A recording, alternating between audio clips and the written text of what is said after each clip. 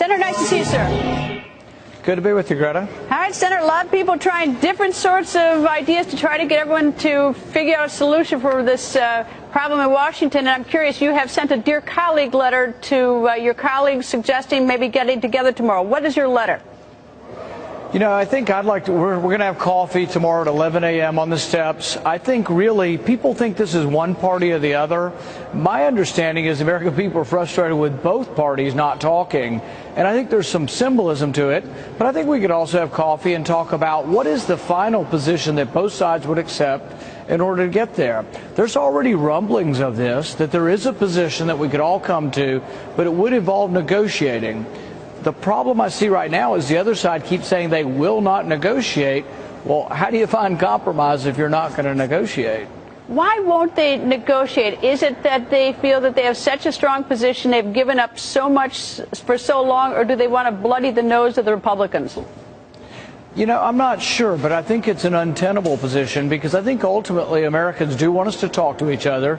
They recognize we don't agree on everything, and they do want us to find a middle ground. But right now, we started out with us wanting no Obamacare and then wanting 100% of Obamacare. I think really there's going to be somewhere in the middle that we could find that fixes some of the worst parts of Obamacare, and I really think all it takes is a little bit of discussion. Where is that middle ground, do you see? If you could sort of step ahead or step outside the problem, what do you think really is sort of attractive that both parties could and should agree upon now? You know, I think we've already hit one of them where we should have. We talked about a one-year delay to sort out some of the differences. The Democrats didn't accept that.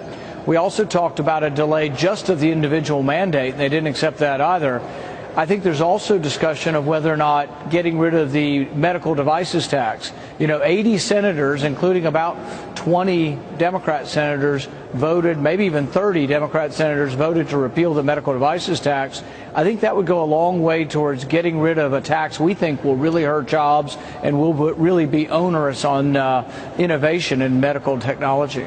One of the proposals that I understand is coming out of the Democratic side of the aisle is that, you know, vote on a clean continuing resolution, and then they are willing to figure out ways to sort of tinker with Obamacare to make it what may be a better bill than it is, a better law than it is now in their view and your view, as well as discussing the tax on medical devices. I mean, it sounds like they're willing to sort of separate that discussion out.